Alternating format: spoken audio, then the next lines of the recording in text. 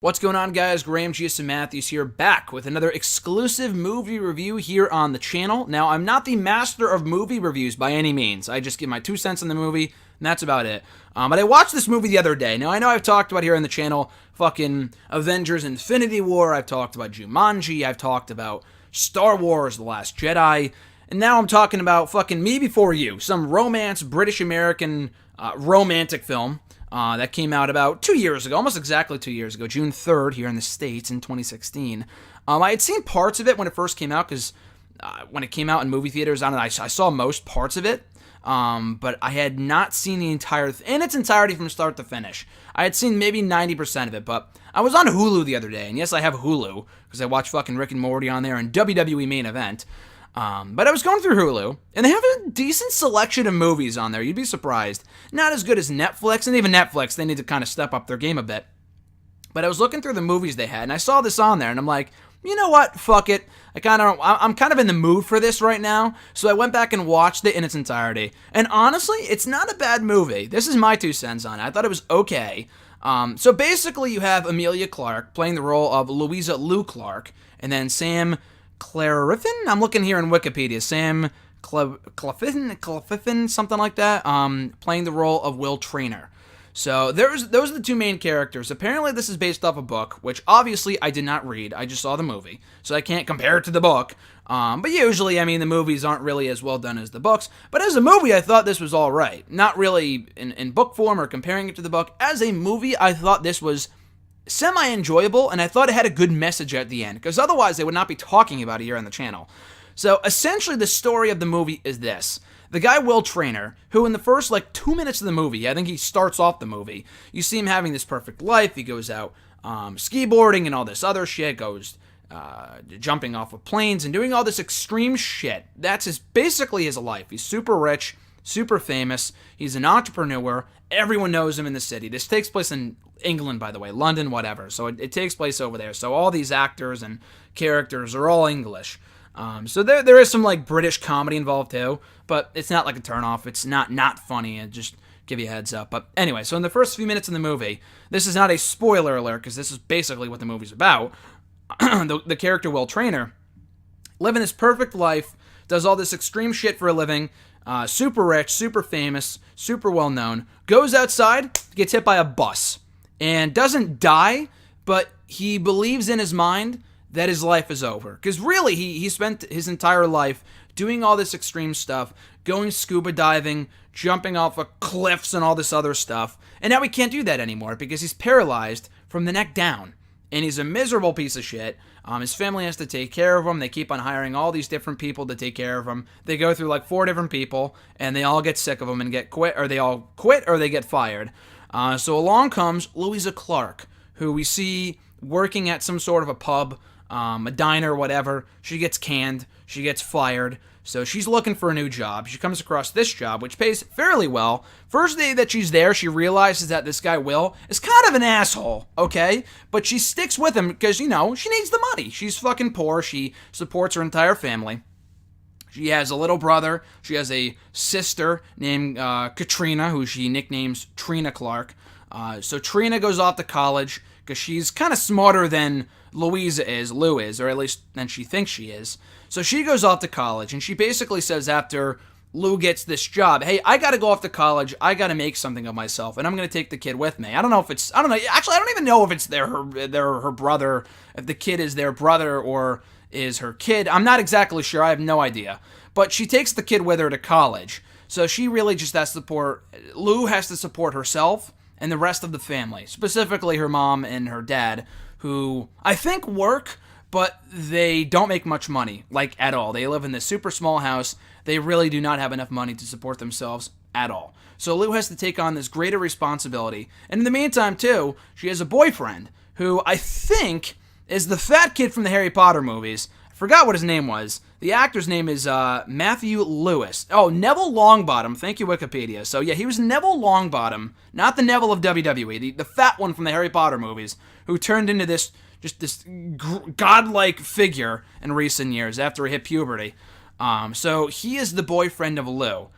Not that they're not happy together, but the guy's kind of a self-entitled douche. Like, he kind of puts himself before Lou and puts himself before really anyone else. He's all about fitness, and he's always making her run with him and all this other stuff. He doesn't really, not that he doesn't care about her, but he's really more concerned with himself than he is with her and her happiness. So again, she's not happy because she even outright says to Will, after they kind of get to know each other a little better, she admits, that she is happy, she enjoys her life. And then he kind of realizes, Will that is, the kid in the wheelchair, who's like 31, he's not really a kid, but he goes, I don't really think you're happy, I see potential in you, you're kind of wasting your life away out here with fucking me, with a little old me, go make something of yourself. So anyway, she kind of breaks down the barrier, and this is when we kind of get into spoilers here.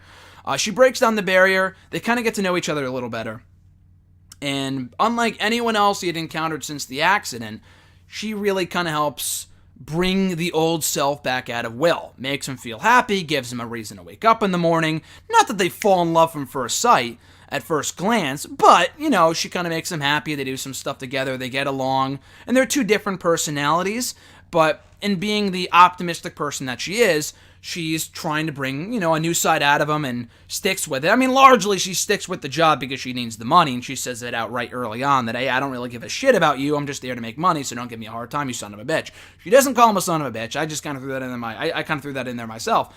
But that's really the premise of what the movie's about, sticking through it just so you can make the money. But eventually she does come to care for him, they become decent friends. Will's original boyfriend, or girlfriend rather, I'm kind of mixing up all my shit here.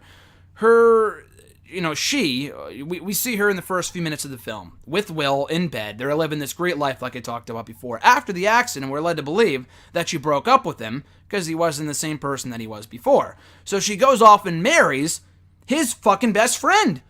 They probably did some fucking too, but she goes off to marry Will's best friend. That's kind of fucked up.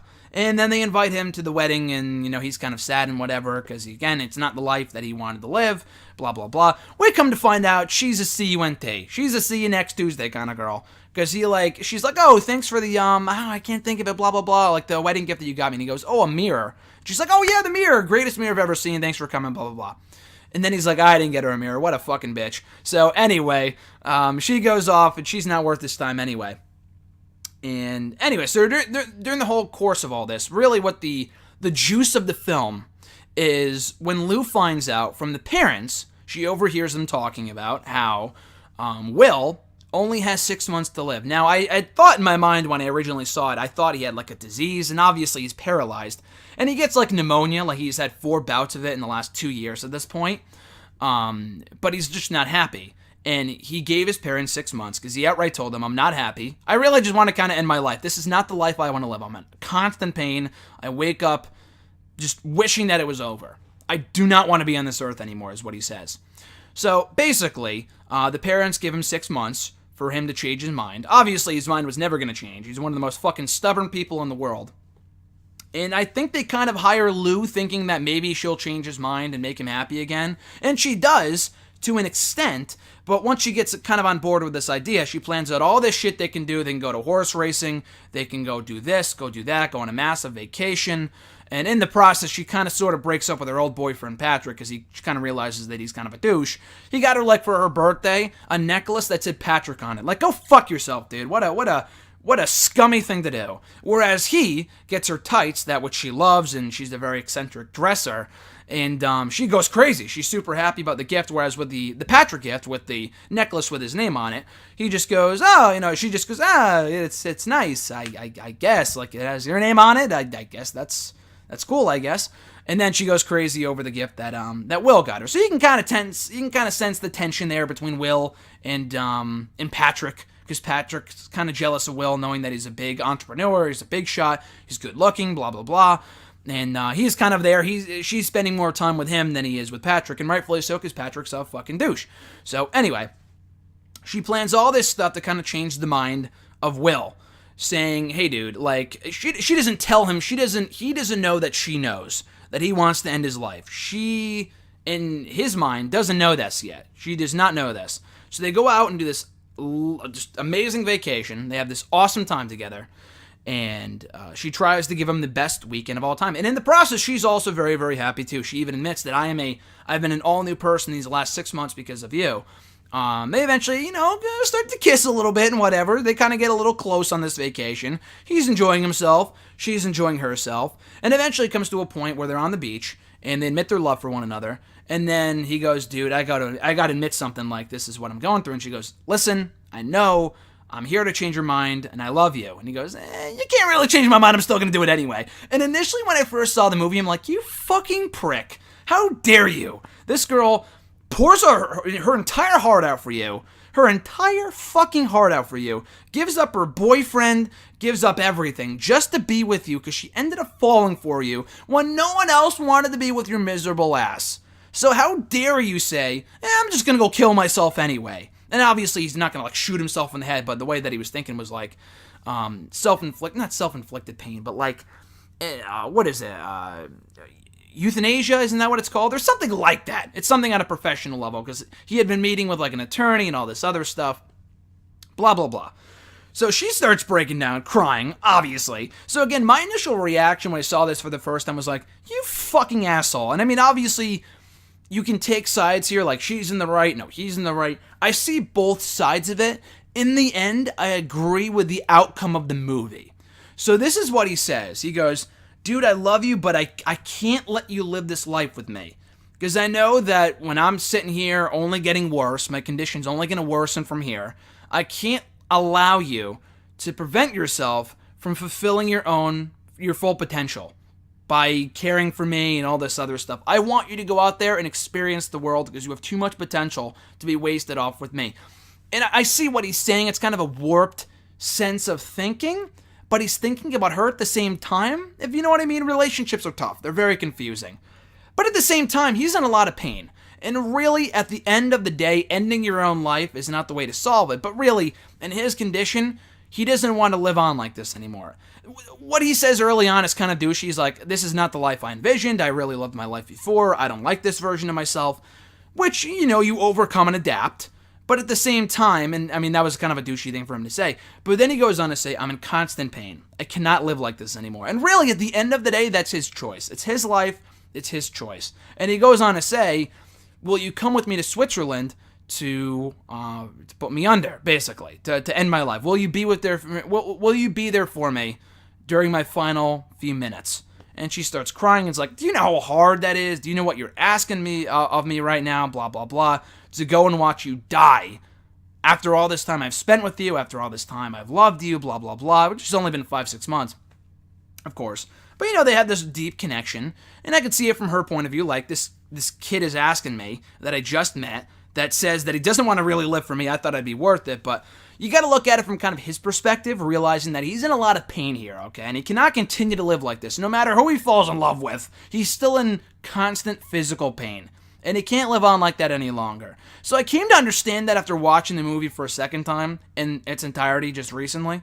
So in the end, he does go through with it. She gets super upset. She leaves Will and the trainer, which I think is, I forgot what his name was, but like the physical trainer that's constantly with them. He's some Australian dude. I think his name is Nathan. So he's always there, and they go on vacation, all three of them together. And once he kind of breaks the news to her, like, I'm still going to go through with it, she gets super upset. She doesn't talk to him for the rest of the vacation on their way home. And then she just kind of leaves, and that was it. And you're led to think, okay, that's it. They won't talk to each other anymore. But then she goes to speak with her dad. Now, her mother is, like, super upset about it, like, how dare you? Or how, not to the daughter, not to Lou, but, like, just in her mind, she's like, how fucking dare he? Why would the parents go through with killing him, blah, blah, blah. That's basically the equivalent of murder, which it cannot be. It's a whole ethical thing. But then she talks to her dad, and I love the conversation they have here. I think a lot of people can relate to this, because she's like, I tried to change him, and I couldn't do it. And he goes, I know you tried. Your heart is as big as the castle I work in. And he's basically working for Will and the trainers at this point, so he's making a lot more money. He was offered a job by Will halfway through this movie. But he goes, if this is what he wants to do and you still love him, you gotta follow on through him. If this is what he wants for himself and for you to be there for him, then you should be there for him. And she asks herself, did I make a terrible mistake? And he says, you still have time, give him a call, and she ends up flying out there. But in the middle of that conversation, she goes, he says to her, which is a very key piece of advice here, people. He says, you can't change people. And then she goes, well, what can you do then? And he says, you love them.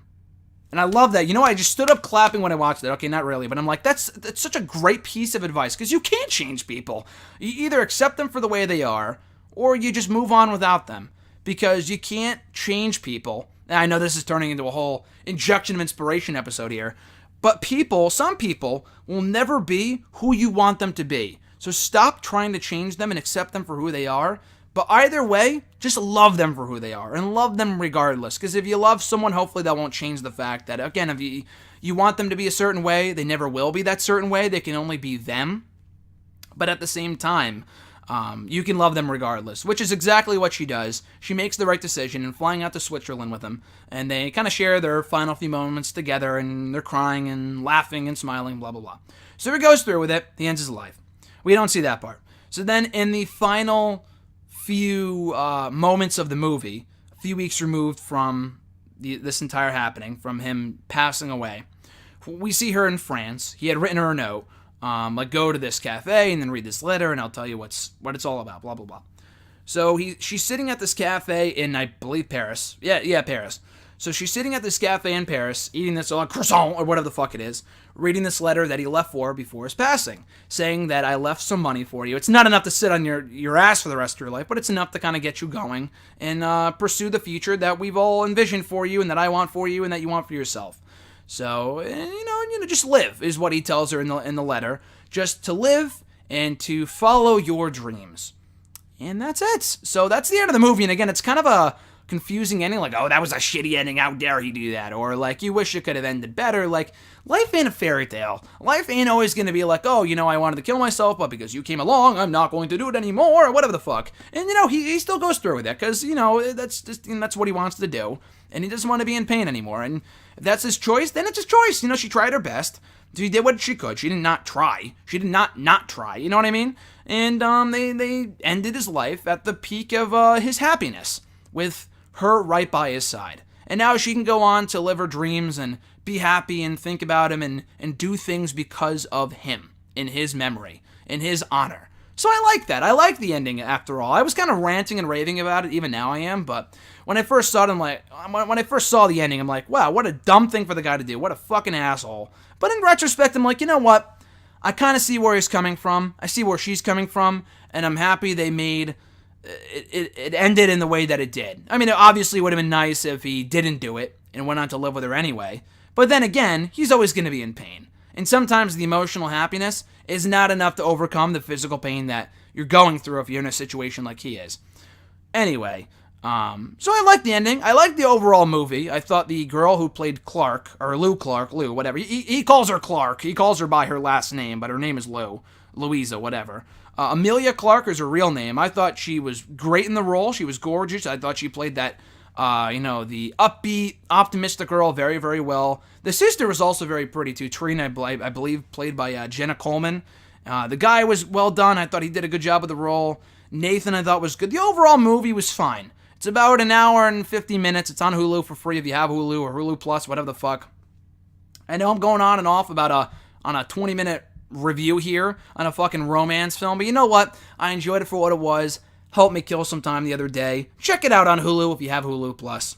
Anyway, guys, thank you for checking out my random movie review here on the channel. For me, before you, I don't do these on any certain day of the week. I don't do them any certain amount of times a month. I really just do them when I do them, whenever I feel like it. I watch movies all the time on Netflix, on Hulu, and in the movie theaters. But sometimes I don't have time to record a review, or really I just don't have anything other than to say about it, other than it was just a good movie. But for whatever reason, with this movie, it connected with me, and I remembered, like, the entire plot. Because sometimes I've done movie reviews for, like, Psych the Movie and shit here on the channel. Check it under the miscellaneous playlist if you want to check out my movie review for the Psych the Movie from last year.